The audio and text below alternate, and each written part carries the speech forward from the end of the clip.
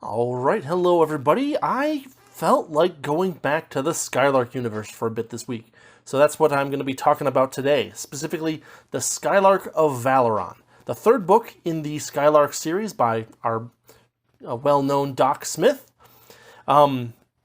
This book is very different from the previous book, actually. Number one, it doesn't actually start out with Seaton. It actually starts out with an explanation of how Duquesne, whatever, however you pronounce his name, how Duquesne survived the events of the previous book. And then we get a few chapters of his kind of adventure as it goes. Actually, this book does something that the Skylark series doesn't really do that much at all before. It does multiple viewpoints in a variety of different ways. We actually get 4 different significant viewpoints in this book, we get Duquesne, we get Seaton, we get multiple alien viewpoints as well. I would say that this is something that Smith doesn't do a lot, and so I would say it's not the most the flow from one perspective to another is not always the most smooth thing. But at the same and the spacing is sometimes kind of irregular, and so you're like on something, and then you suddenly get jarred over to this other area, and you're like, oh, hold on, let me reorient my bearings. But, it's one of those things that's actually very difficult to do, and, if it was too smooth, it would be, too obvious that it's been really kind of tinkered with. So it feels pretty natural, albeit a little bit jarring when the switches do occur. I would say that for Doc Smith's writing, this is actually surprisingly, unidiomatic from the Doc Smith perspective. There's a lot less of the Doc Smith slang in this book. The characters remain larger than life, but that's not just Doc Smith thing. But we get more of a consistent kind of standard adventure tone in this book for the most part. Another thing in this book that was in the last book that's not in this book is like the massive building new tech montage.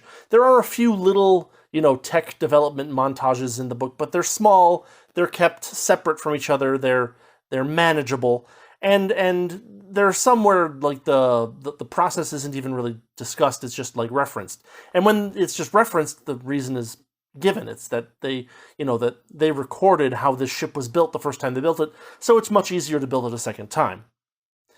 One thing that I noticed right at the start of this book is that we start out with Duquesne, and his assistant is named Loring, but his nickname is Baby Doll, and it was like, wait, oh, Loring, right, the character from the previous one, and it should have been Babyface, which we've seen in other media, of course, like Dick Tracy, right? But no, Doc Smith decides to call him Baby Doll, and since I hadn't read the previous book, since it's been a while since I read the previous book, I was a little bit like, is this a different character? Oh no, it's just that one guy. A little bit silly, but it's a very jarring name for a person that is that is portrayed in the way that Loring is portrayed in these books. Incurious, ruthless, murderous, kind of not actually that intelligent, honestly. You just get a very weird perspective or image of him in your head. But I guess it's effective in that sense too. It's memorable. So the start of this book is basically Duquesne's story after the events of this, or sometime in the middle of the events of the second book, right? So his goal basically is to get himself some more powerful ships, and he's aiming for Fenachrone ships. And we'll get more into that in the spoiler section.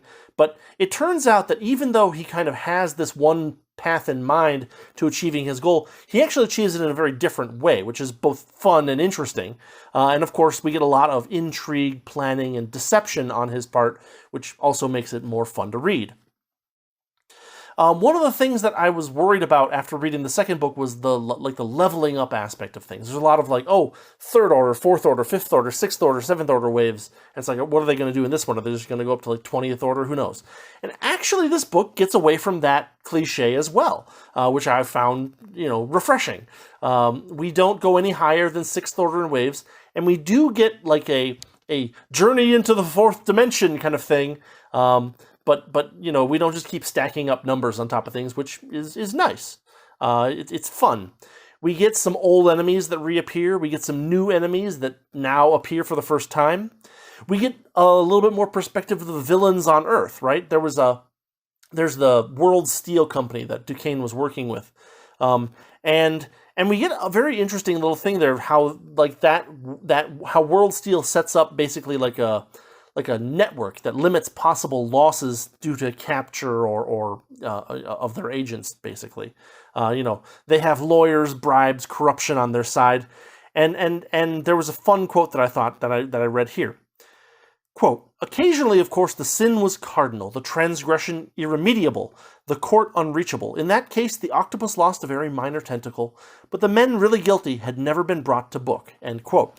Now, what this reminds me of is there was kind of a multi-book villain character in Rex Stout's books by the name of Arnold Zek, and he does the same thing. He creates this criminal empire where all the people who are actually committing crimes are so far away from like the people that are actually the masterminds that the masterminds are never in any real danger. So it's kind of it's a common method for setting this kind of villain up, and I just noticed the similarity and thought that was kind of interesting. There's a bunch of different little references in this book as well. There's a reference to the book Flatland by Edwin Abbott from 1884. I'm 100% sure Smith would have known about the book Flatland. So we get that. We even get a chapter title that's a parody of Flatland, which is Hyperland, the fourth dimension. We get a lot more. We even get a description of the Osnomians again, and after just recently reading A Princess of Mars, it's like, oh, this is an obvious Burroughs reference. So, quote, their clothing was the ordinary Osnomian regalia of straps, chains, and metallic bands, all thickly bestudded with blazing gems, and for the most part supporting the full assortment of devastatingly powerful hand weapons, without which any man of that race would have felt stark naked, end quote.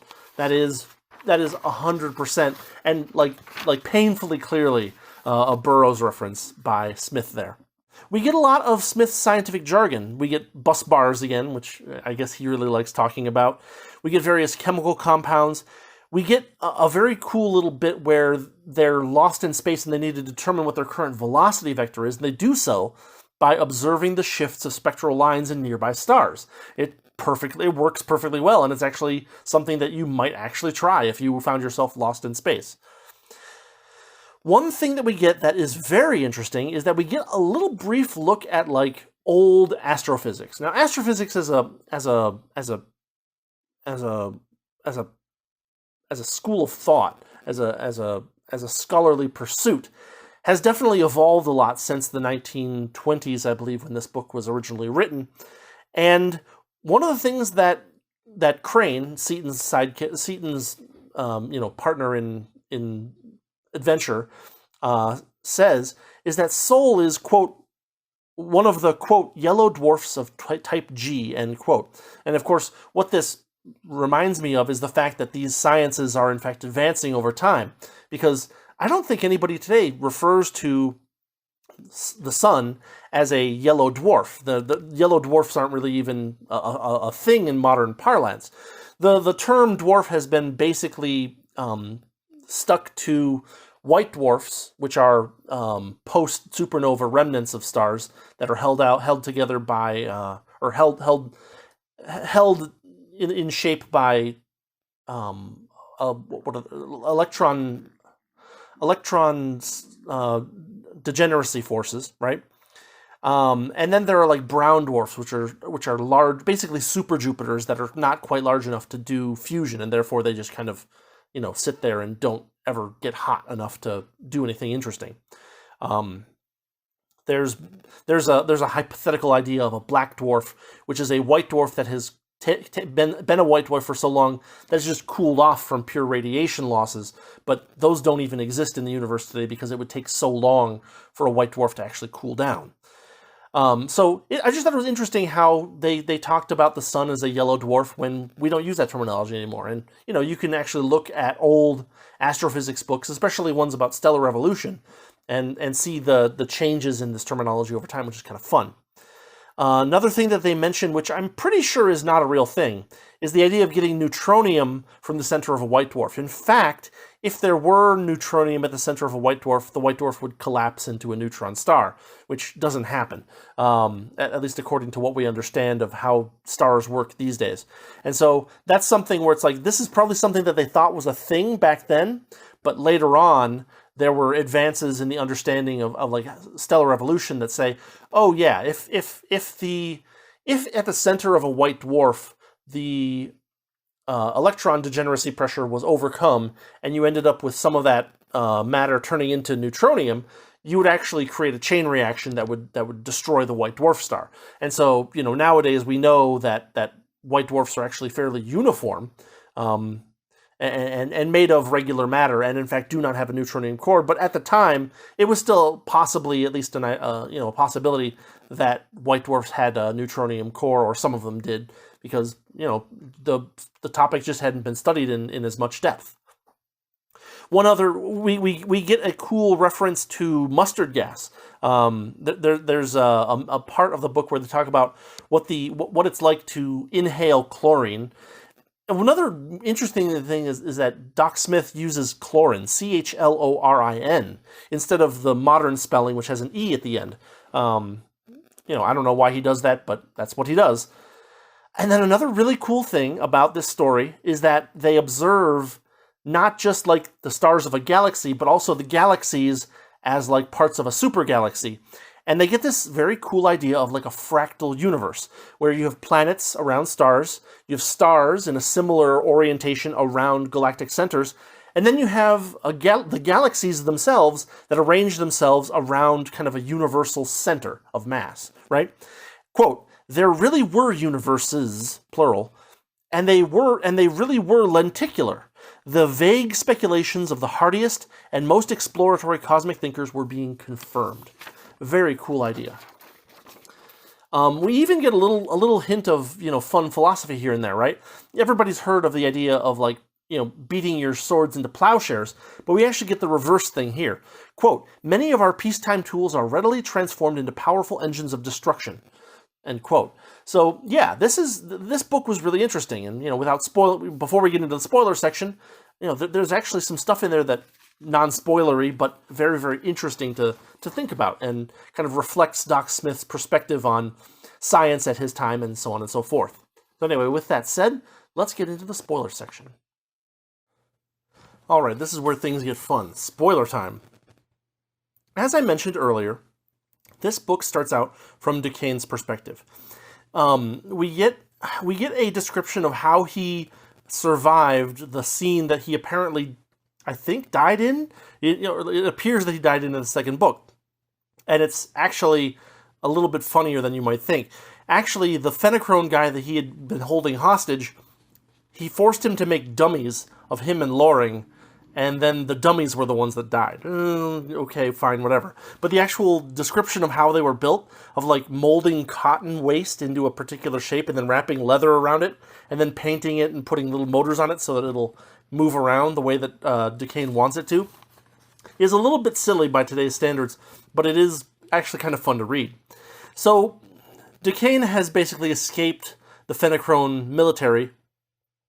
His goal now is to steal a scout ship, and then from the scout ship leverage that into stealing a battleship. And he is extremely ruthless in his methods here.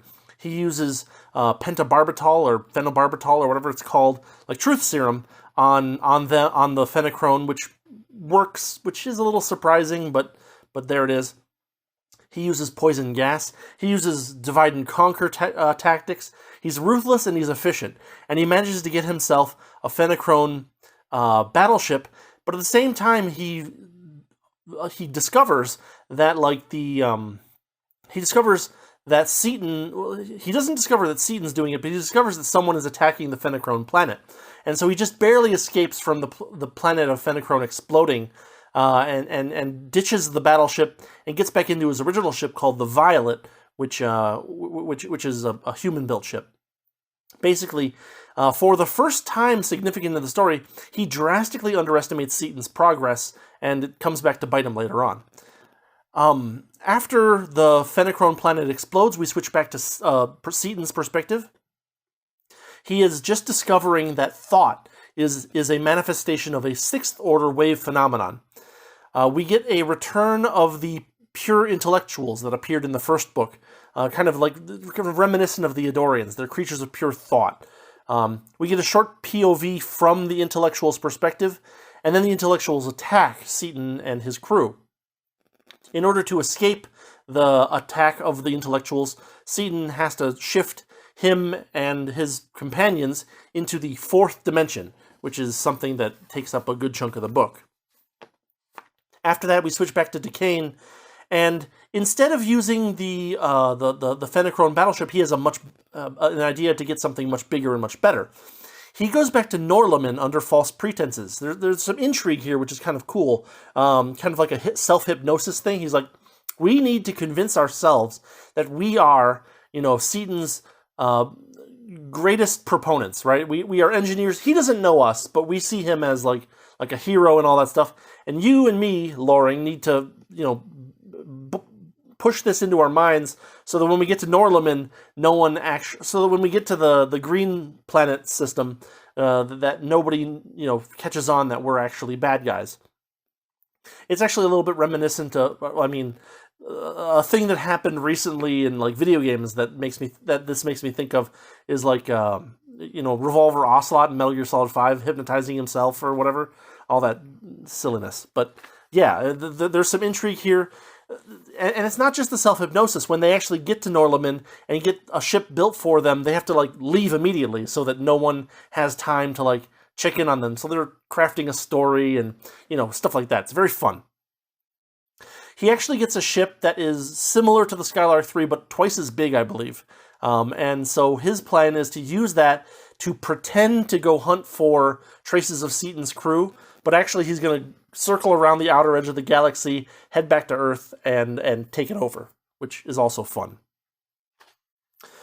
Now we get another jump back to Seaton. They are in the fourth dimension, where everything is black and blue. That's kind of the color scheme of the fourth dimension, apparently.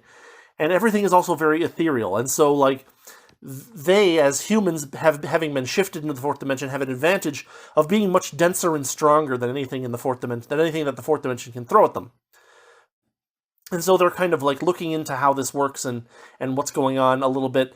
And then they're attacked by fourth dimensional creatures. And then we get another jump back to Seaton, where another jump back to Duquesne, where now he is, actively trying to take over the Earth and kind of institute this kind of benevolent despotism, basically. Everybody will work, but they'll work for high wages, and everyone will be happy, I'm sure. Yada, yada, yada. We get Brookings, the guy who runs World Steel, his own particular plottings. As I mentioned in the non-spoiler section, we get this kind of cool, network of criminal activity image that goes on. And Brookings does some plotting until he is convinced by Duquesne that Duquesne is not messing around. Duquesne plays with with Earth's militaries kind of like toys, and picks up a ship here and puts it in the Salt Lake City's Salt Lake kind of thing, to kind of show that he's much more powerful than anything that they can, hope to muster against him. So now we've seen that Duquesne is effectively taken over the Earth. We go back to Seaton. They're captured in the fourth dimension by these creatures that they never really actually talk to, but basically Duquesne and Margaret, I think it's Crane's wife, actually get pulled out, and they get taken over to some kind of jail. They engineer themselves a jailbreak, which is really funny because they're just so much stronger than everybody else. They basically take the bars, rip them out of their hinges, and then use the bars themselves attached to a chain as a weapon, like a flail. In fact, they call it a hyper flail, and it reminds me of the space axe that would later show up in the Lensman series. It's really just a jail door on a chain, and it totally obliterates anything that these fourth dimensional creatures are throwing at them, which is not, it's not. There's not really a lot of tension. It's just kind of we can easily destroy these guys with no problem. There's a lot of technobabble in this section of the book, and to my perception, it seems like it's overdone to the point that it's a little bit too convenient. Right? It's it turns out that none of this stuff is actually going to be a problem because we're just so much stronger than these fourth-dimensional creatures because of our nature as three-dimensional creatures, yada, yada, yada. There's a bunch of technobabble in there that's trying to justify it, but really it feels a little like, oh yeah, I just, from an author's perspective, it's like, oh yeah, I just needed this to work, so here's some technobabble. The thing that happens when they return from the fourth dimension is that basically being in the fourth dimension causes you to fly off in some random direction so incredibly fast that it's not even like measurable, like it's barely conceivable. And so they are so far away from even, the first galaxy that they have no idea where they're at. They're completely lost. They're little sensor things, tracer things don't work anymore. And so they basically have to find a planet around a sun that's close enough to a white dwarf that they can make the sixth order device that they need to find their way back home. Then we get a jump to a completely novel perspective.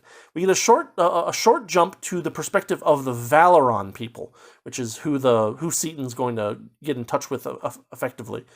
We get a little bit of history, which is kind of cool. This Valeron planet had a bunch of people on it, and everything was good, but then there was some kind of disaster that I'm kind of vaguely failing to remember that forced them to put everybody into these shelters, and there was civil unrest and all that good stuff just because they're trying to put people in the shelters and nobody else is going to survive. But the people who ended up in the shelters worked really hard, and they built a civilization up around themselves. And then there's another planet that got dropped into their system through effects that we don't quite know where this planet came from. But this planet has a bunch of chlorine-based life on the planet, and these chlorine aliens decide to attack Valeron and destroy everyone, and they try to make them into slaves to give them this particular ore that they're looking for. So we get this history, we get the perspective of the attack by the Chloran, Chloran, Chloran aliens. Their desperate defense.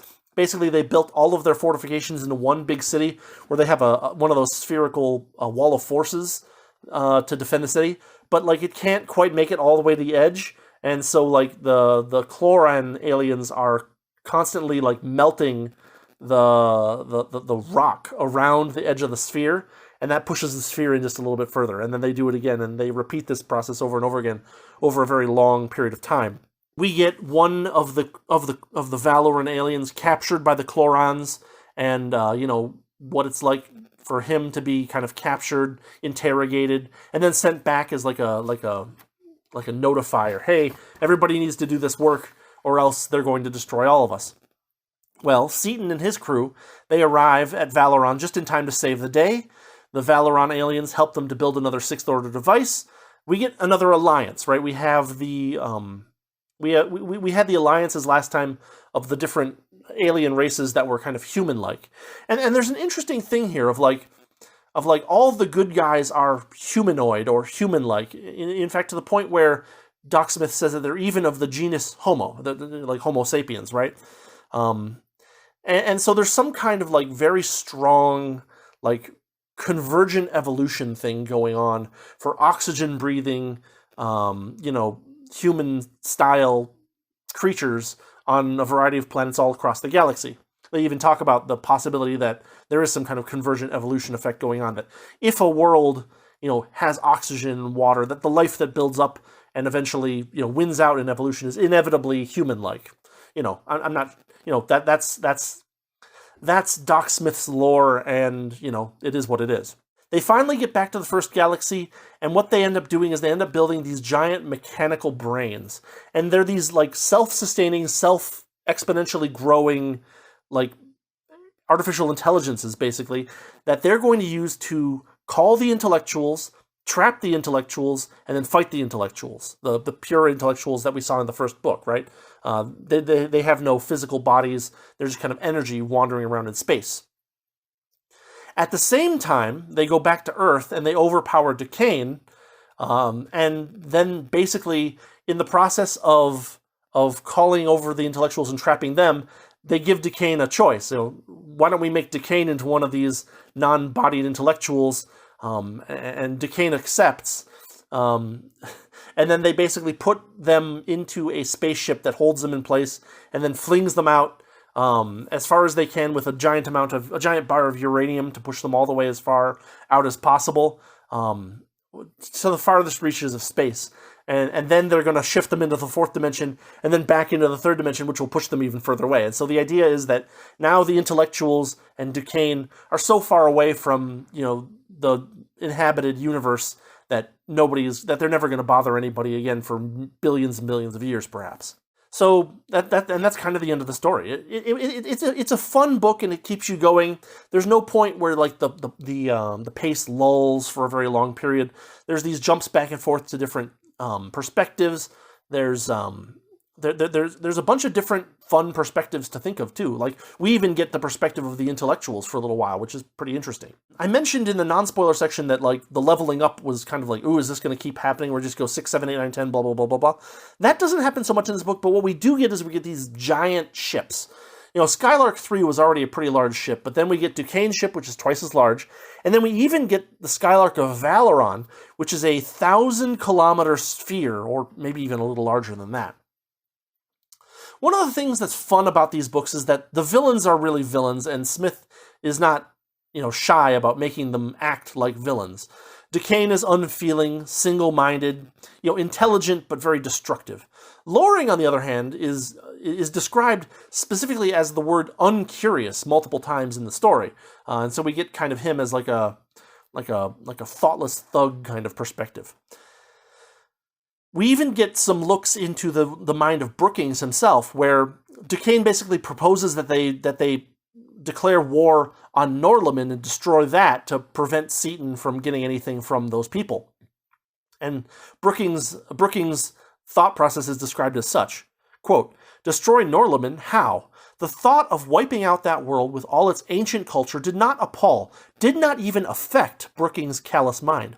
He was merely curious concerning the means to be employed," end quote. So, the absolutely no care or value placed on like human life, culture, that kind of stuff, which is a good reason why we can all, easily dislike Duquesne and all of his buddies.